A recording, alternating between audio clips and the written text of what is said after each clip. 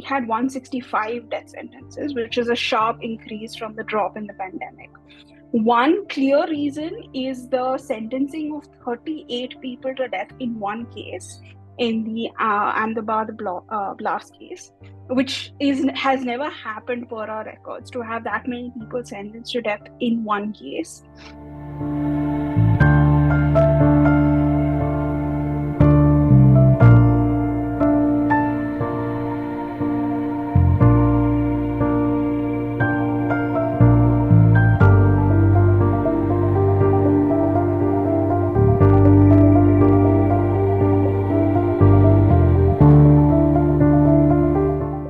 The problem is that trial courts, it's very easy for trial courts to impose a death sentence with the way the law stands right now without really following a rigorous procedure. So because you don't have that clarity in the law, it's extremely simple for trial courts to do what they call a balancing exercise, where they can just say that, where they can just focus on the crime and on its brutality and impose death sentences without looking at whom they are imposing the death sentence on.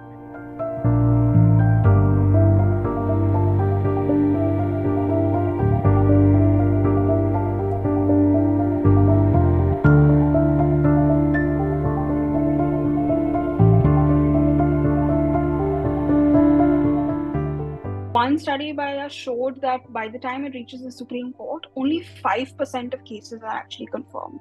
That means that 95% should never have been sentenced to death. Also, we've noticed this trend where trial courts impose the death penalty when in a section that does not carry the death penalty as a punishment. One big statistic that we found was only about 2 decisions of the trial court actually elicited material on mitigating circumstances. So there's that huge of a gap between what the Supreme Court is asking for and what trial courts are actually doing.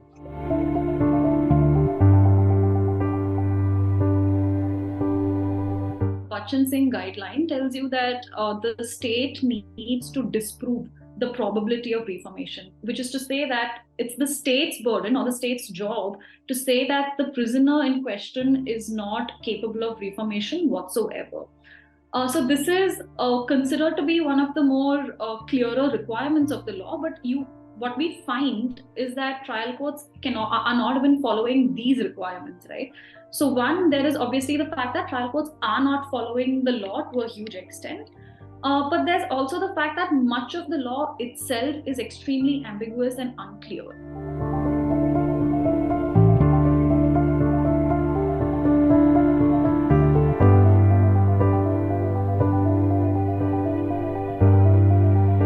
In 2019, there was a major shift where since 2019 till 2022, each year, sexual violence cases are the majority offense for which the death penalty is given, generally rape and murder, with a few non-homicide cases.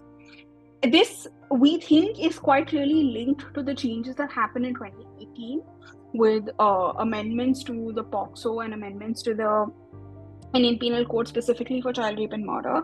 And we also see a pattern of many of these cases involving child victims. This speaks to a larger trend of using punishments and using the criminal process as a way to assuage the public of a problem. Our reports have also found that we don't really have a meaningful engagement of what justice can look like for somebody who's a survivor of sexual violence or any other victim of sexual violence, right? So what we instead do is we sort of club everything. We expect punishment to somehow cover all aspects of justice. Protecting survivors and protecting them requires a whole different host of ideas, right? And we don't even talk about survivor support, right? What does compensation look like?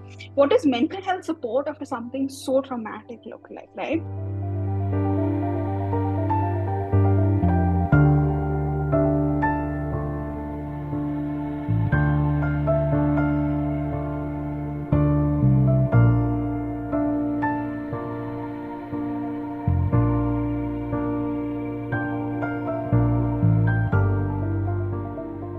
This is actually quite a landmark moment for the death penalty. The last time a constitution bench considered the death penalty was in 1980, when they were deciding on the constitutionality of the death penalty. I would say that the trend began in 2021, actually, where the bench led by former Chief Justice Lalit would be calling for reports on jail conduct, probation reports, psychological evaluation, which was something new that was happening in the Supreme Court. And in doing these new ways of sentencing, in that sense, the court began reconsidering whether the guidelines that we have for sentencing are enough for trial courts. More specifically, there is this concept of mitigating circumstances that must be considered. That's information about the offender and their life history.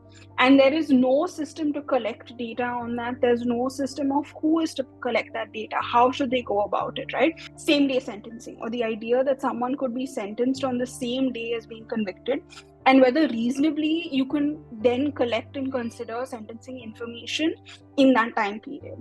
In light of that, specifically on that question, a constitution bench, the matter has been referred to a constitution bench. I think it's a big shift from that approach where they say that the law is not being followed properly to reconsidering the law itself. And perhaps this approach, like Gail has mentioned, started significantly from 2021, like this idea that we need to start thinking more about the law in question.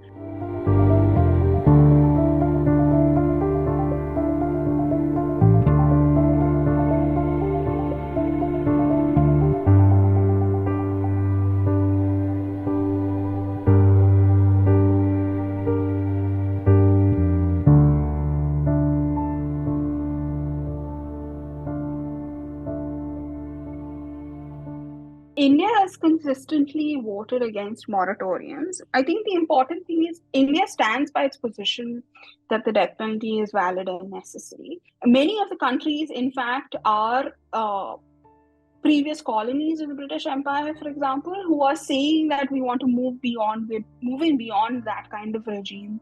India, instead of restricting the death penalty, keeps adding new offenses for which the death penalty. We actually have about 50 different offenses which carry the death penalty, right?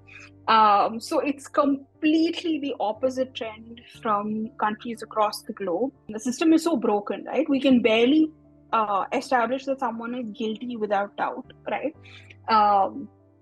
Then how are you imposing the death penalty within the system, right?